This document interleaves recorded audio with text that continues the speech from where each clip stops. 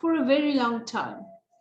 But I would like you to just listen to my short story of my background, starting as a fashion entrepreneur, so that you can understand why we can't live with a mindset of academics or a mindset of only practical knowledge or practical skills. We need both of them. So the reason why I had to venture into further education was for the main reason was when BBBE, Black Business Economic Empowerment, broad-based economic empowerment in South Africa was implemented in 1996. And I was then a supplier of corporate clothing to the Army and the Air Force and various corporate and government institutions. But prior to that, starting late in the 80s, after I've completed my matric high school year, I decided not to immediately venture, or not to immediately following my career path or in tertiary education, as I had a passion for fashion and already designed and draw pictures, etc. I decided to continue in what I've already have accomplished and what I've already started with when I was only in grade 9 or 10. The grades have obviously changed since then until now. But it was in my senior years that I had manufactured ball gowns, special dresses for events, and later on for brides, etc., whilst I was in school and just after my matric year.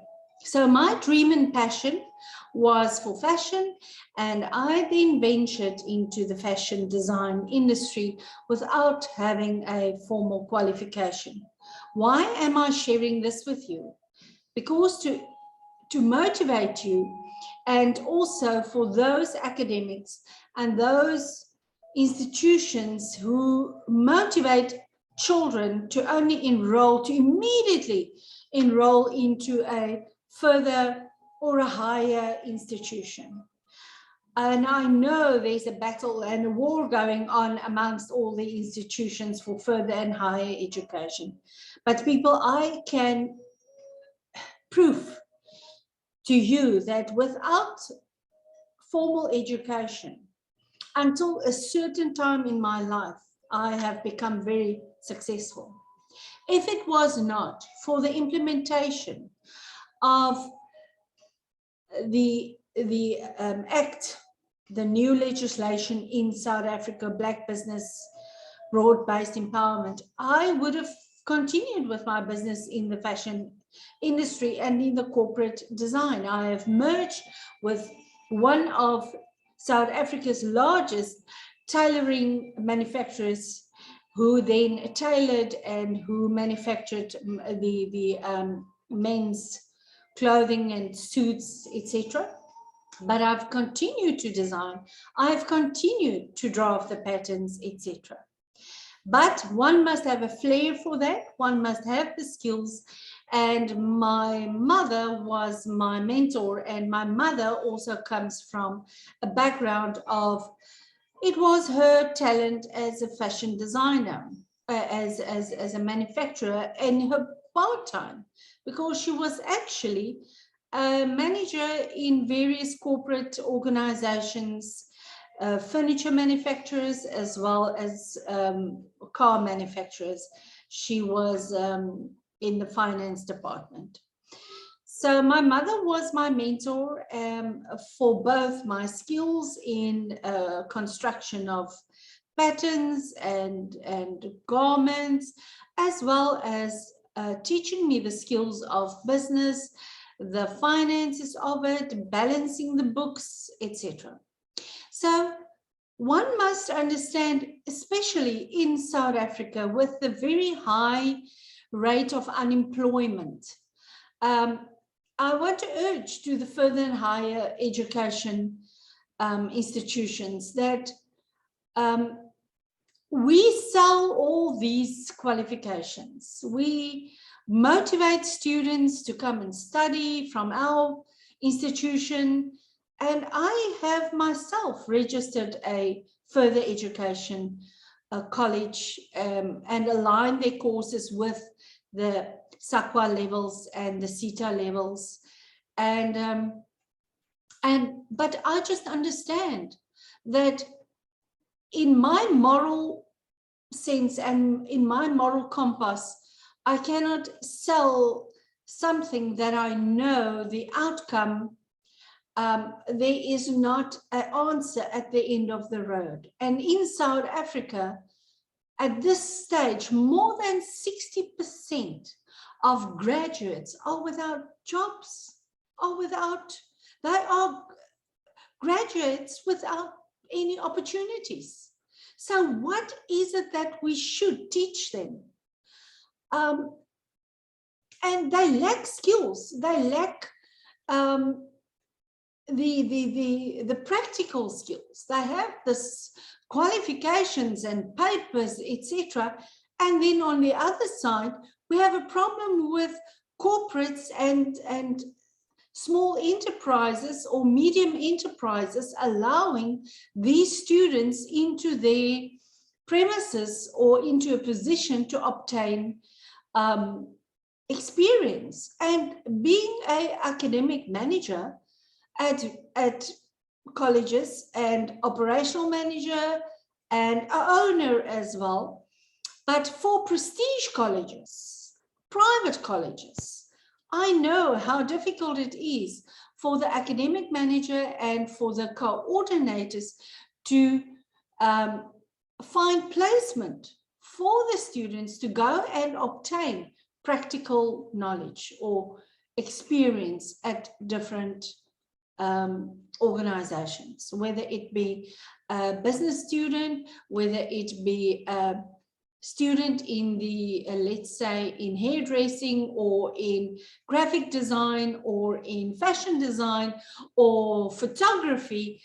We need placement for them. And that is my passion, to prepare children much sooner for a experience, to be able to start to experience their passion and their talents in whatever it is that that the parents can identify in them.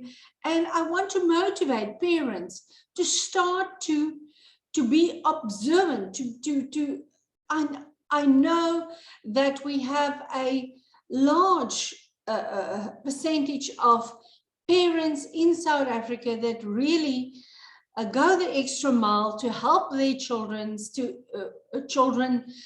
and to achieve their dreams.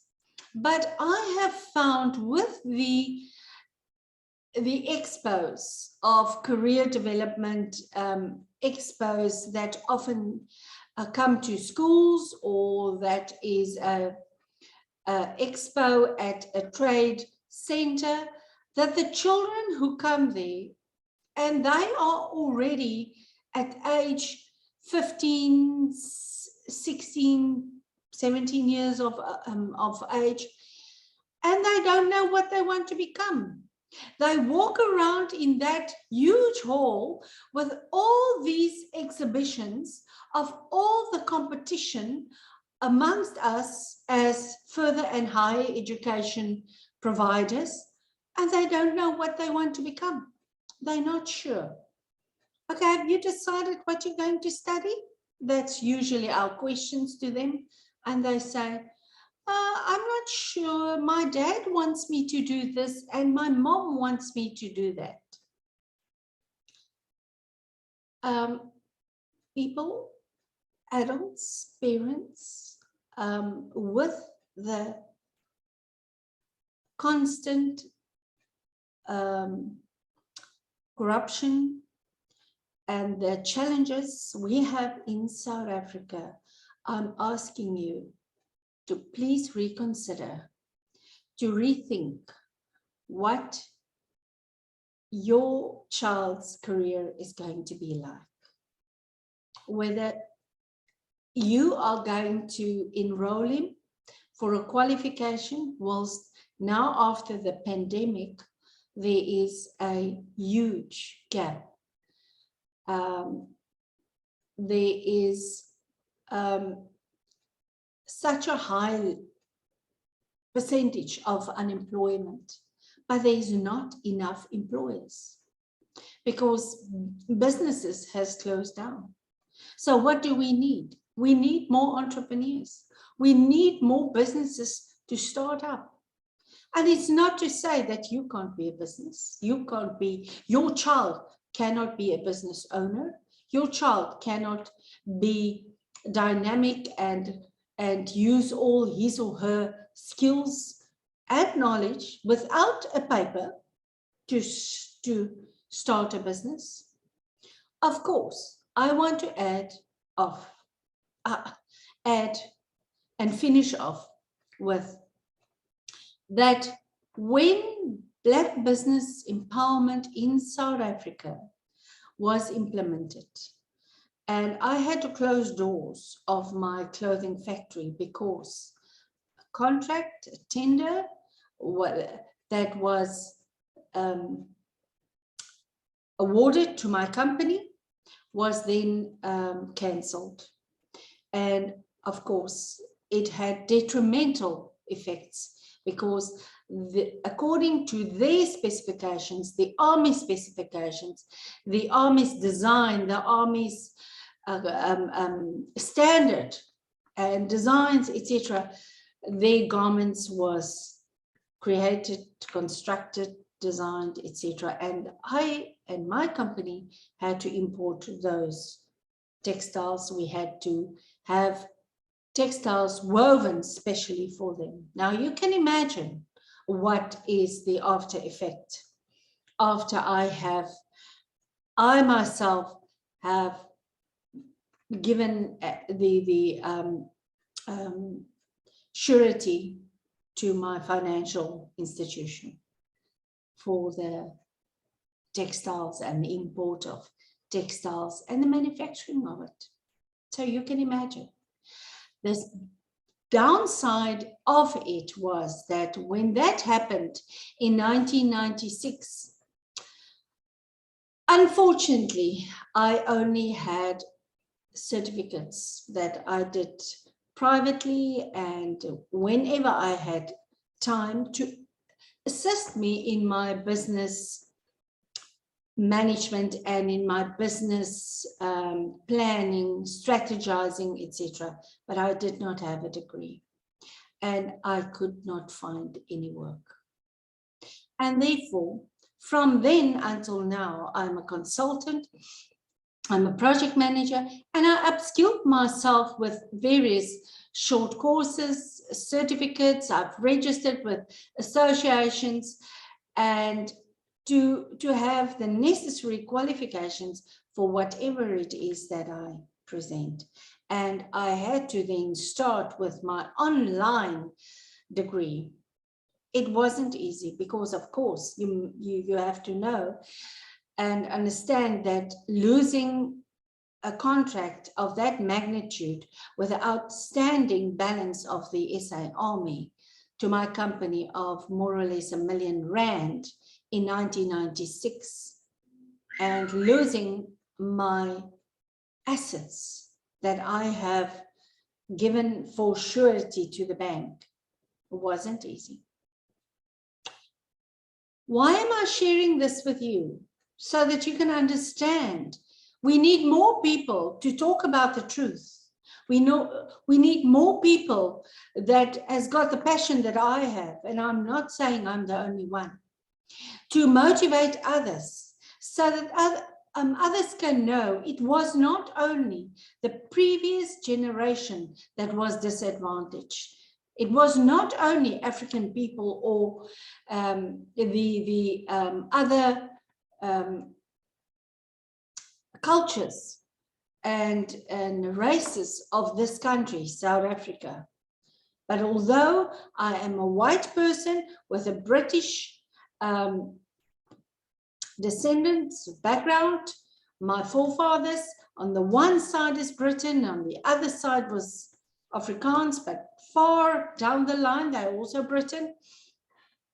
But I grew up in an Afrikaans home, in an Afrikaans community, and I didn't have it easy because my mom divorced my father very early in life due to his alcoholism, and of course to take good care of us, she had to put us into boarding schools.